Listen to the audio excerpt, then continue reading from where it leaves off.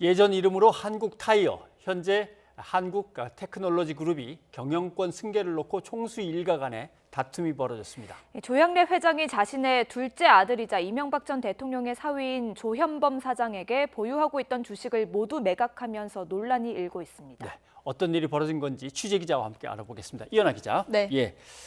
그러니까 조양래 이 회장 쪽에 자녀가 4명입니다. 그죠? 딸 네. 둘과 아들 둘. 네. 그런데 이제 둘째 아들에게 넘어가는 것에 대해서 첫째 딸이 문제 제기를 하는 거죠? 그렇습니다. 네. 일단 먼저 그룹 설명을 좀 드리면요. 네. 한국테크놀로지 그룹은 옛 한국타이어인 테크놀로지를 주력 사업 회사로 거느리는 지주회사입니다. 지난달 이 조양래 회장이 보유 지분 23.59%, 그러니까 2,194만 주를요. 둘째 아들인 조현범 사장에게 모두 넘기면서 본격적인 분쟁이 시작됐습니다.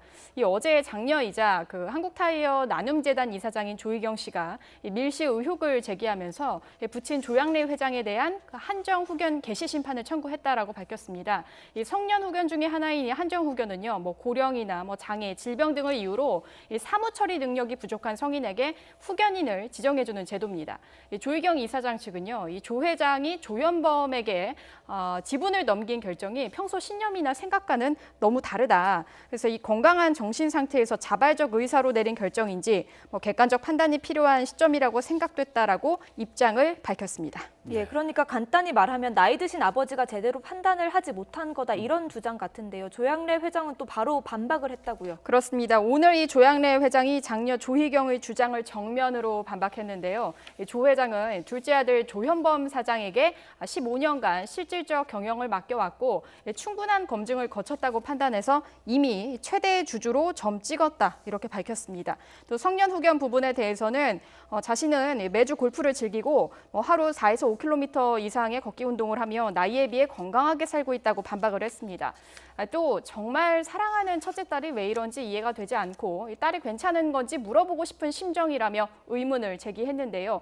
이어서 이 장녀 조희경 이사장에게 경영권을 주겠다는 생각은 단 한순간도 해본 적이 없다고 선을 그었습니다. 네. 그런데 장녀에게는 한 번도 줄 생각을 한 적이 없다. 이것은 이제 주식 지분을 한번 살펴보면 알 수 있겠죠. 네. 근데 이제 자녀가 넷이기 때문에 예를 들면 한 사람이 이쪽에 있고 셋은 이쪽에서 합쳐진다든가 복잡할 수도 있는 것 같은데 한번 그 관계를 설명해 주시겠습니까? 네. 일단 전문가들은요, 지금 예. 이 현 상황에 대해서 총수일가 형제 난이 현실화할 조짐이다라고 분석을 하고 있습니다.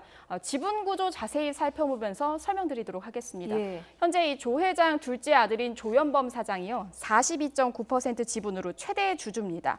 장녀 조희경 이사장은 0.83%, 또 큰아들 조현식 부회장이 19.32%, 둘째 딸 조희원 씨가 10.82% 지분입니다.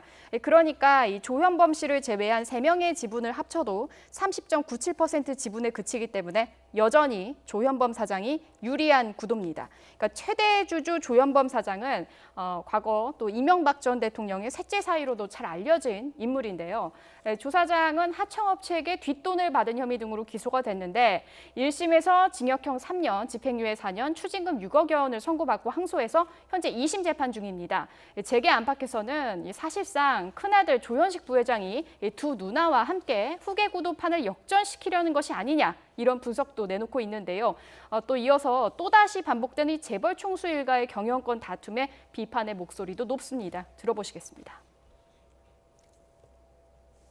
재벌 세습 체제가 갖고 있는 근본적인 문제점이고 이것이 이제 한국 경제가 아주 더 나쁜 상황에서 이른바 오너리스크에 노출될 수가 있다라는 것을 보여주는 것이고요. 또 한편으로는 이 총수일가의 사익 추구 또 가족 간의 이런 다툼이라는 것이 결국 기업의 이익을 극대화하는 행위하고는 거리가 있다. 그래서 기업의 이익과 총수일가의 사익 또는 구성원 간의 사익 추구 문제가 상충되는, 그래서 경제 성장, 기업 발전의 발목을 잡는 지점에 온 것이 아니냐라는 생각이 듭니다.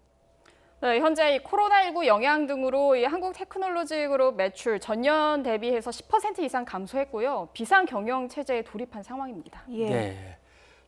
매출도 줄었고 순이익도 대단히 나빠졌고 네. 그런 상황에서 이런 문제가 불거지니까 주가는 또 오르락내리락했단 말이죠. 그래서 이런 총수 일가의 리스크를 어떻게든 한국 재벌들이 빨리 벗어나서 건강한 세계로 뻗어나가는 기업들이 됐으면 좋겠습니다. 예, 이현아 기자 수고했습니다.